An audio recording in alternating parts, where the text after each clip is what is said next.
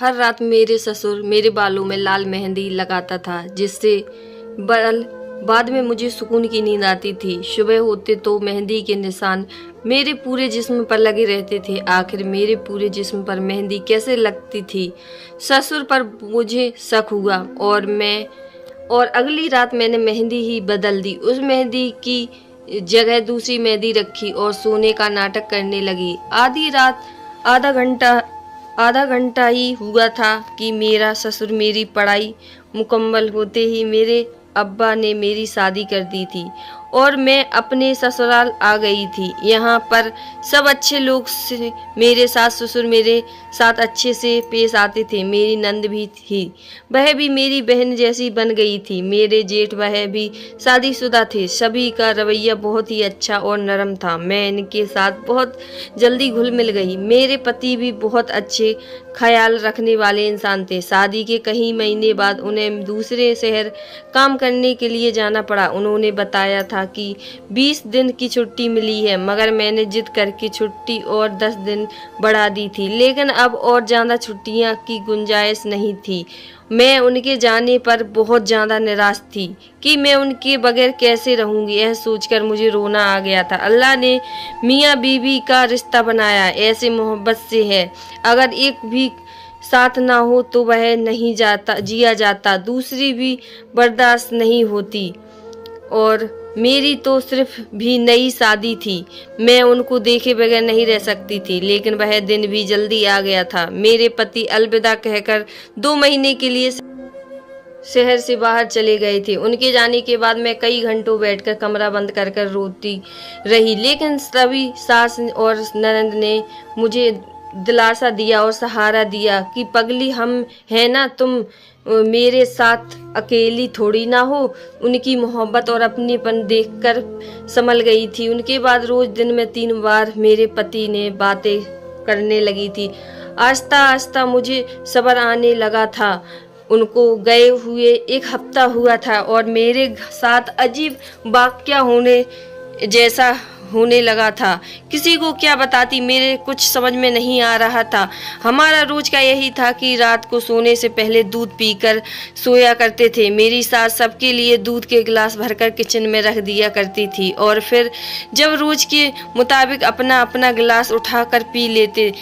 इस रात मैं दूध का गिलास पीकर सुकून से सो गई थी। मौसम बहुत अच्छा था। मुझे जल्दी ही नींद आ गई थी। सुबह के वक्त मेरी आंख खुली। मुझे अपने इर्द गिर्द एक अजीब सी बदबू सी महसूस हो रही थी। जैसे मेरी आंख खुली तो महसूस हुआ कि यह तो मेहंदी है। मैंने आंख खोली और आंखों से खोलकर इधर उधर देखा तो भी नहीं। जैसे मेरी नज़र अपने हाथों पर पड़ी तो मेरे दंग रह गई। मेरे हाथों पर मेहंदी लगी हुई थी। मैं अपने हाथों को बहुत गौर से देख रही थी। मुझे याद नहीं आ रहा था कि मेहंदी कब लगी। और फिर जब मेरा ध्यान अपने पाँव की तरफ गया, मेरे पाँव पर पूरी मेहंदी से भरे हुए थे और मैं डर गई और मैं जल्दी से उठकर बैठ गई। पता नहीं यह सब कैसे हुआ था। मैं यही सोचते हुए बाथरूम में गई और हाथ पैर धोने लगी, सूखी मेहंदी उतारने लगी। मगर क्या, मेरा तो पूरा जिस्म ही मेहंदी के रंग से भरा हुआ था। मेरे ऊपर का सांस ऊपर और नीचे का सांस नीचे रह गई। मेरे पूरे जिस्म पर मेहंदी का रंग लगा हुआ देखता खुद बदबू दिखती रही गई। मेरी आंखों में आंसू आने लगे। मेरे लिए सब कुछ नया सा था।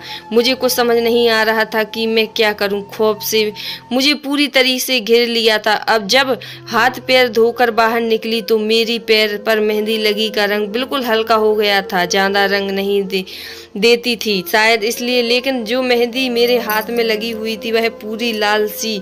मैं कांपते हुए बेड पर आकर बैठी। मुझे अपने ही वजूद से डर लग रहा था और दिल में अजीब अजीब ख्याल आ रहे थे। मेहंदी किसने लगाई? लेकिन तभी मेरे जहन में एक बात आई कि ये मजाक तो नहीं सही। मेरी ननद ने तो मेरे साथ मजाक के तौर पर यह सब कुछ नहीं किया। यह सोचकर मुझे थोड़ा सा दिलासा मिला, शायद यह मजाक होगा।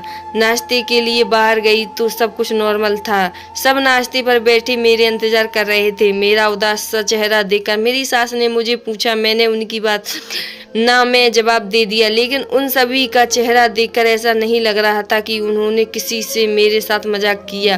फिर ससुर ने मुस्कुराहट से मेरे से पूछा कि क्या हुआ, जिसका मैंने यही जवाब दिया है कि पति की याद आ रही है, इसी वजह से उदास हूँ।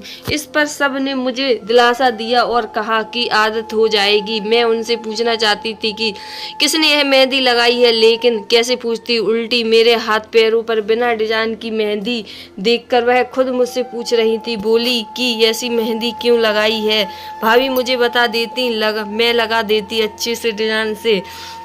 उसकी ऐसी बातें सुनकर मेरे यकीन हो गया कि यह काम उन्होंने नहीं किया। अगले 1 हफ्ते तक यह कोई ऐसा वाक़ नहीं हुआ। मेरी सास की तबीयत ज़्यादा खराब रहने लगी। हम सब का सारा ध्यान उनकी तबीयत ही रहता था, मगर फिर वही हुआ जिसका हमें डर था। मेरी सास मुझे छोड़कर जा चुकी थी। मेरी सास एक बहुत अच्छी वजूद की मालकिन थी, वो जो मुझे माँ का जैसा प्यार देती थी। उनकी मोहब्बत पर आज तक मेरे दिल में ताजा है, लेकिन उनकी ज़िंदगी इतनी सी।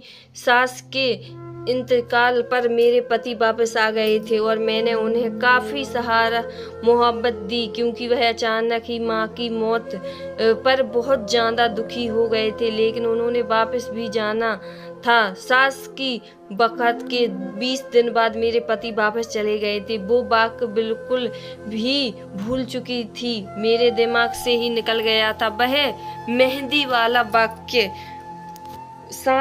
सास का 40वां गुजर गया था। दुख तो दिल में था ही, लेकिन जाने के वाले के साथ सब कुछ नहीं रुकता। सब अपने अपने रूटीन पर वापस आ गए। एक दिन मैं बैठी थी और मेरे मन में ख्याल आया कि अपने बालों पर मेहंदी लगाऊं। मुझे अपने लाल बाल बहुत ज़्यादा अच्छे लगते थे। मेहंदी पानी में भिगोकर चंद का इंतजार कर रही, तभी मेरे ससुर वहां पर आए और मुझसे पूछने लगे कि तुम यहाँ पर क्या कर रही हो। तब मैंने उन्हें बताया मेहंदी लगानी है बालों में, और पता नहीं नंद कहाँ पर चली गई हैं। मेरे ससुर मेरे पास आकर बैठ गए, मेरे सिर पर हाथ पर फेर कर बोले, लाओ मेहंदी मैं लगाऊं तुम्हारे बालों में। मुझे बहुत ज़्यादा झिझक महसूस हुई और मैं बोली कि नहीं, मैं खुद लगा लूँगी, आपको लगाने की ज़रूरत नहीं है। लेकिन वह हंसकर बोले कि इसमें बुरी बात क्या है, तुम भी तो इस घर की एक मेंबर हो, इतना तो मैं कर ही सकता हूँ। तुम्हारे लिए तुम्हारी सास को भी मेहंदी लगाता था, लेकिन तुम मुझे गैर समझ रही हो तो ठीक है। वह उदास होकर बोले, मेरा मकसद उनका दिल दुखाना नहीं। आखिर मैंने हिचकिचाते हुए मान गई थी। मैं उनके लिए पानी लेकर आई और ससुर ने मेरे सर पर मेहंदी लगाना शुरू कर दी। जैसे ही मेहंदी लग गई मुस्कुरा बोले कि बताओ कैसी लगी है। मैंने हंसकर जवाब दिया, आप तो बहुत अच्छी में लगाते हो। फिर बाल की यह बची हुई मेहंदी मैं तुम्हारे हाथों पर लगा दूं। इससे पहले कि मैं कुछ कह पाती, उन्होंने अपनी उंगली से मेरे हाथों में बाजू पर मेहंदी लगानी शुरू कर दी थी। मैं हिचकिचाते हुए खामोश हो गई थी। उस मेहंदी की खुशबू बहुत तेज थी। मेरी नंद खाना बना चुकी थी, मगर मेरे हाथ पर मेहंदी लगी हुई थी, लिहाजा मेरी छोटी नंद ना ही मुझे खाना खिलाया था। मेहंदी को ठंडक की वजह से मुझे नींद आ चुकी थी, आ रही थी। मैंने जल्दी से सिर धोया और हाथ और बाजू पर लगी मेहंदी को उतारा और नींद से सो गई थी। उस रात मैं बहुत सुकून से सोई थी। आंखें जब खुली, जब मुझे कमरे में किसी के होने का एहसास हुआ, मैंने की आंखें खोलूं, लेकिन नींद मुझ पर इस तरह से हावी हुई थी कि खौफ में चली गई थी। बार मैंने अब आंखें बंद करके दोबारा खोली, लेकिन मंजर वही रहा। मेरे हाथों और पैरों में मेहंदी लगी हुई थी, लेकिन मुझे तो याद था कि मैंने तो मेहंदी रात को ही धो दी थी। दोबारा मेहंदी कैसे लगी है मुझे कुछ याद आया, और मैंने जब कमीज की आस्तीन ऊपर करके देखा तो वहां पर भी मेहंदी का रंग मौजूद था। यह देखकर मेरा चेहरा तो बिल्कुल लाल हो गया था। एक बार फिर से मेरे हाथ वही बाक हुआ और मैं रोने लगी और अपने बाजू पर उस मेहंदी को धोने लगी। मैं डर गई थी कि ऐसा कैसे हो सकता है और कोई मेरे मेहंदी लगाए, मुझे पता ही भी नहीं चला। मैं मसूर भी ना कर सकूं कि अजीब से ख्याल आ रहे थे। शायद यह किसी का काम है जो यह सब कुछ हो रहा है। मुझे वैसे भी डर लगता था और जब मुझे पता चला कि किसी गैर आदमी का काम है तो मैं ज़्यादा डर गई थी। मुझे तो अपने ही वजूद से खौफ आ रहा था, यह सोचकर कि मेरे सोते हुए कौन मेरे हाथों पर पैरों पर मेहंदी लगा रहा है। मुझे खबर तक नहीं थी, यहाँ तक कि मेरे पूरे वजूद पर मेहंदी लगाई गई है और इससे साफ भी कर दिया गया है, लेकिन उसका रंग मेरे जिस्म पर रह गया है। आखिर कौन मेरे पूरे जिस्म पर मेहंदी लगा देता है और साफ भी कर देता है, मुझे कैसे नहीं पता चलता। मेरा दिल चाहा कि मैं अपने पति की बातें करूं। आखिर ऐसे कैसे हो सकता है, यह सोच सोच कर मेरे सर में बहुत दर्द शुरू हो गया और हल्का बुखार भी होने लगा था। मैं काम निपटाने कर अपने कमरे में आई और सिर दर्द की दवा लेने लगी। जैसे ही मैंने दवाई लेने के लिए दराज खोली तो उसमें मेहंदी के पैकेट भी पड़े हुए थे। एक पैकेट आधा खुला हुआ था और थोड़ी बहुत नीचे गिरी थी। उससे मुझे पता चल गया कि वही मेहंदी है जो मेरे हाथ पैर में लग जाती है। लेकिन सोचने वाली यह बात कि कहाँ से और मेरे कमरे में जो मेहंदी अपने बालों में लगाने के लिए लाई थी उसे तो उसी वक्त इस्तेमाल कर लिया था। इन समय मैं यह भूल गई थी कि मैंने दराज दवाई लेने के लिए खोली थी, लेकिन इस मेहंदी की खुशबू इतनी ज़्यादा थी कि मुझे वह पैकेट दूर से ही दिखाई दिया गया। उसे सूंघने पर मुझे चक्कर से आने लगे थे। मैंने उस पैकेट की वही रखा और सोचने लगी आखिर यह कैसी मेहंदी थी जिसका रंग अलग था और मेरे कमरे में मौजूद थी। लेकिन मेरे दिमाग में धमाका हुआ जब मैंने अपने हाथों की तरफ देखा तो पैरों की तरफ देखा कि मेरे हाथ पैरों में भी तो वही मेहंदी लगी थी, कहीं पर ना है जिसे मुझ पर लगाया गया है। मैं बहुत ज़्यादा डर गई थी कि यह मेरे साथ क्या हो रहा है, मेरे पूरे वजूद पर मेहंदी कैसे लग गई है। और मेहंदी को देखकर ऐसा लग रहा है कि जैसे 3-4 लोगों ने बैठकर पूरे जिस्म पर लगाई हो। मैं कमरे से बाहर आई और नॉर्मल रहने की कोशिश करी। इसके बाद मैंने कुरान पाक को तिलावत करनी शुरू कर दी और पानी दम करके पिया। आधी रात फिर से मैं सो गई और दुआ कर रही थी कि इस रात कुछ ऐसा नहीं होगा, लेकिन मैं गलत थी। सुबह जब मैं उठी तो फिर एक बार फिर से मेरा वजूद फिर से मेहंदी से लथपथ था और मेरे कपड़े भी मेहंदी से लथपथ थे। यह सब मंजर देखकर मेरे जोर से चीख मार दी। मेरी चीख पूरे घर में गूंज उठी। मेरी चीख सुनकर मेरी नंद जेठानी मेरे कमरे में आ गई थी। मैं यूं ही मेहंदी से लथपथ देखकर हैरान हो गई थी कि सब मुझे देखने लगे और जेठानी बोली क्या हुआ है, यह मेहंदी से कपड़े क्यों लथपथ रखे हैं। मुझे कुछ समझ नहीं आ रहा था कि क्या करूं। मैंने हिम्मत करके उन्हें बताना शुरू किया है सब क्या कैसे हुआ। 2-3 बार मेरे साथ हो पैर और जिस्म पर मेहंदी लगी हुई थी। मेरी ननद मुझे घूर कर देख रही थी। सब मुझे बहुत गौर से देख रहे थे। फिर नंद बोली कि तुमने खुद ही मेहंदी लगाई होगी और धोई बिना सो गई होगी, इसी वजह से तुम्हारे सारे कपड़े पर लग गई है। इसी बात पर ना भी यही कहा कि तुम लगा कर सो गई होगी, इसी वजह से तुम्हारे कपड़े लग गए।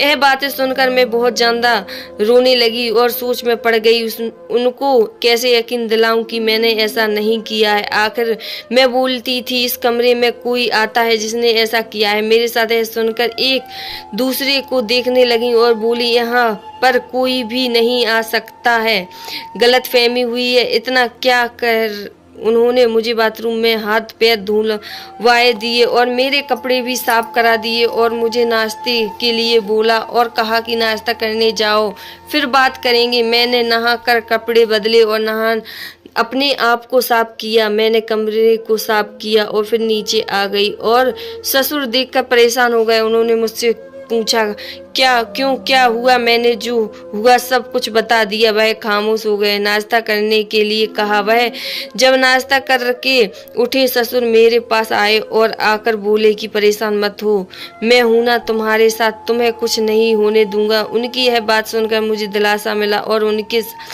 मेरे पास आकर बैठी। बोली कि तुम डर मत, हमारे घर में ऐसा कुछ भी नहीं है। मैं यहाँ पर 4 साल से रह रही हूँ, मैंने आज तक ऐसा कुछ महसूस नहीं किया है और ना ही सास ने। तुम डर गई हो, भला ऐसा हो सकता है कि कोई तुम्हारे कमरे में आया हो, तुम्हें पता ही ना चले। ऐसा हो सकता है कि मेहंदी लगाकर खुद भूल गई होगी तुम और तुम्हें नींद आ गई होगी और तुम सो गई होगी। देखा और कहा कि कैसे यह कह सकती हो, यह मेरा बहन वहम है और मैं इतनी बड़ी बात कैसे भूल सकती हूँ। उसके बाद उन्होंने मुझे बहुत समझाने की कोशिश करी, लेकिन मैं कैसे मान सकती थी, क्योंकि जो मेरे साथ हुआ था वह बड़ी अजीब सी बात थी। लेकिन अब जान चुकी थी कि अब जो करना है मुझे खुद ही करना है। यह लोग मेरी बातें नहीं समझेंगे। आखिर मैं इनकी हाँ में हाँ मिलाकर मैं रोज के काम में लग गई। अगले दिन मैं सुबह उठी तो मेरे वजूद पर फिर से मेहंदी के निशान मौजूद थे, मगर आज मुझे हैरानी नहीं हुई थी, बल्कि मुझे गुस्सा आया। अब मुझे किसी भी हाल में बात की तरह तक पहुंच जाना था। आखिर ऐसा क्यों हो रहा है और कौन कर रहा है? मैंने कुछ सोचा और दराज में खोला, जहां पर अब वह दोबारा मेहंदी के पैकेट मौजूद थे, मगर हैरत की बात यह थी कि दोनों पैकेट खुले हुए थे। मेरे एकदम से जहन में यह बात आ गई कि मेहंदी वही तो नहीं है जिसकी वजह से मुझे बेहोशी आ जाती है और मैं कुछ सोच समझ नहीं सकती। मगर अब राज खुलने वाला था। मैंने जल्दी से 2 पैकेट मेहंदी मंगवाए और उन सफ़ेद पैकेट की मेहंदी को गिरा कर खुद की मंगाई हुई मेहंदी को भर दिया और पैकेट उसी जगह रख दिए। अजीब गरीब हरकत कौन कर रहा है? मुझे यह सब कुछ जानना था। जैसे जैसे रात करीब आ रही थी, मेरा जानने की इच्छा भी बढ़ जा रही थी। आखिर रात हुई और सब खाना खाकर सोने चले गए थे। मैं जैसे कमरे में आई तो मैं जानबूझकर सोने का नाटक करने लगी थी, क्योंकि मुझे हर हाल में उस शख्स का पता लगाना था और मुझे सोना नहीं था। रात के 10-11 बज चुके थे। तभी मेरे कमरे में दरवाजा खुला और मेरे ससुर मेरे कमरे में आए। मैं आंखें नींद खोलकर सब कुछ देख रही थी। मेरा ससुर जब अंदर आया तो उसके हाथ में कटोरा था। उनका उस तरीके से कमरे में आना मुझे बहुत अजीब सा लग रहा था। आखिर इस वक्त इस कमरे में आना क्या काम हो सकता है? लेकिन तभी मुझे 2 लोगों के कदमों की आवाज़ आई। उनके साथ दूसरा भी कोई मौजूद था। मैंने किसी तरीके से आँख खोलकर देखा तो एक औरत उनके साथ कमरे में दाखिल हुई, जिसका हुलिया बहुत ही अजीब सा था, जैसे कोई जादू करने वाली हो। उनको इस तरीके से अपने कमरे में देखकर मेरा वजूद का हिल गया। जहन में बहुत से ख्याल आने लगे। तभी वह औरत मेरे सामने आकर बैठ गई थी। मैंने आंखें बंद कर ली थी और उसने ससुर से कुछ कहा और ससुर उनकी बात की मानते हुए सामने आकर बैठ गए और मेहंदी निकालकर लगाने लगे। शायद वही मेहंदी निकाल रहे थे, जिसकी थोड़ी देर बाद वह मेहंदी मेरे हाथ में पैर में लगाने लगे। यह सब कुछ महसूस करके मेरा दिल चाहा कि जोर जोर से चीख मारूं और सबको उठा कर बता दूं कि आखिर यह लोग मेरे साथ क्यों कर रहे हैं, लेकिन मैं ऐसा कुछ नहीं कर सकती। तभी वह औरत बोली कि इस मेहंदी को लगाकर यह अब बेहोश हो चुकी है, क्योंकि इसमें कुछ ऐसी मिट्टी शामिल है जिससे ज़्यादा सूंघने से इंसान बेहोश हो जाता है। मैं समझ गई थी कि तभी मैं बेहोश हो जाया करती थी। मुझे कुछ भी महसूस नहीं होता था। थोड़ी देर के बाद औरत ने कुछ पढ़कर मेरे ऊपर फूंकने लगी और फिर ससुर को कमरे से बाहर जाने के लिए कहा। तब उनकी बात सुनकर कमरे से बाहर चली गई और मैं डर गई थी। अब यह क्या करेगी? औरत ने मेरे वजूद पर मेहंदी लगानी शुरू करी। मैं ना चाहते हुए लेटी रही। वह मुझ पर मेहंदी लगाई रही थी कि पता नहीं क्या कर रही थी। इस वक्त जान निकल रही थी। मेरा दिल जोर से धड़क रहा था। तभी औरत ने कुछ पढ़कर मेहंदी उतारना शुरू कर दी थी और इस सारे कमल के बाद उसने मेरे ससुर को कमरे में बुलाया। मेरा ससुर जब कमरे में आया तो बोली थी, बस 3 दिन बाद और कमल करना है, इसके बाद तुम्हारी बहू तुमसे मोहब्बत करने लगेगी। इस औरत की यह बात सुनकर मेरी रूह कांप गई थी। मुझे ऐसा लगा कि मेरी जान निकल रही हो। मेरा दिल उछलकर अलग होने लगा था। मेरा साथ ऐसा कर रहा था। यह बात सुनकर मेरे ससुर की शैतानी हंसी और बोला कि मैं यही चाहता हूँ कि मेरी बहू मुझ पर फिदा हो जाए, मुझ पर जान मार दे, बस यही चाहता हूँ। मगर यह सब किसी को बिना बताए अमल करके लोग तो चले ही गए थे, लेकिन मेरा दिल पूरी तरीके से घबराया गया था। मैं बहुत गहरी से सोच रही थी कि ये ख्याल था, क्या हकीकत? मेरे ससुर जी ऐसा कैसे सोच सकते हैं, वह भी अपनी बेटी की बीवी के बारे में? और मुझे अभी भी यकीन नहीं आ रहा था कि वह जा चुके हैं। मैं उठकर कमरे के अंदर से बंद कर आई और जाकर खुद को साफ किया और सोचने लगी कि आगे क्या करूंगी। रात के 12 बज रहे थे जब मैंने अपने पति को फ़ोन किया और सोचने लगी कि क्या करूं। 3 मिस कॉल के बाद उन्होंने फ़ोन उठा लिया था। मैंने उन्हें सुबह तक यह पहुंचाने के लिए, वह भी मेरी रोती हुई आवाज़ सुन चुके थे। अगली सुबह हुई तो खुद को कमरे से बाहर निकली। मेरे सामने ससुर बैठकर अखबार पढ़ रहे थे। मुझे आता देखकर उनके चेहरे पर मुस्कुराहट आ गई थी, लेकिन उसी वक्त मुझे लग रहा था कि उसके पीछे एक शैतान छुपा हुआ था। नाश्ते के बाद मेरे पति घर आ चुके गए थे।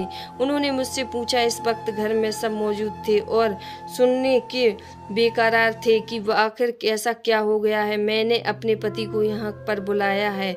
मेरी हिम्मत नहीं हो रही थी कि आखिर हिम्मत जोड़कर मैंने सब कुछ बता दिया। मेरी बातें और सारे राज सुनकर मेरे ससुर का चेहरा बिल्कुल लाल पड़ गया था। उनका रंग बदलने लगा था, लेकिन यह सुनते ही मेरे पति ने मेरे सबके सामने थप्पड़ मार दिया। बहुत गुस्से में मुझे डांटने लगे, मगर मैं जानती थी कि कोई भी मेरी बात पर यकीन नहीं करेगा। तभी ससुर भी बोले कि मैं कैसे इल्जाम लगा रही हूँ कि मेरा पति मेरा हाथ पकड़कर घर से बाहर निकालने लगा। जब मैंने उन्हें सबूत दिखाने के लिए कहा और फिर हाथ छुड़ाकर अपने कमरे में गई तो जल्दी से अपना मोबाइल निकालकर उन्हें वीडियो दिखाई, जिसमें वह ससुर मेरे पति कमरे में आए थे। उनकी सारी बातें भी उसमें मौजूद थी। यह सब देखकर मेरा पति सदमे से नीचे गिर गया था। सबने इस वीडियो को देखा और इसके बाद ससुर से झुकाए हुए खड़े थे। मेरे पति की तरफ बढ़े और हाथ जोड़कर माफ़ी मांगने लगे। बहरहाल जो भी हुआ था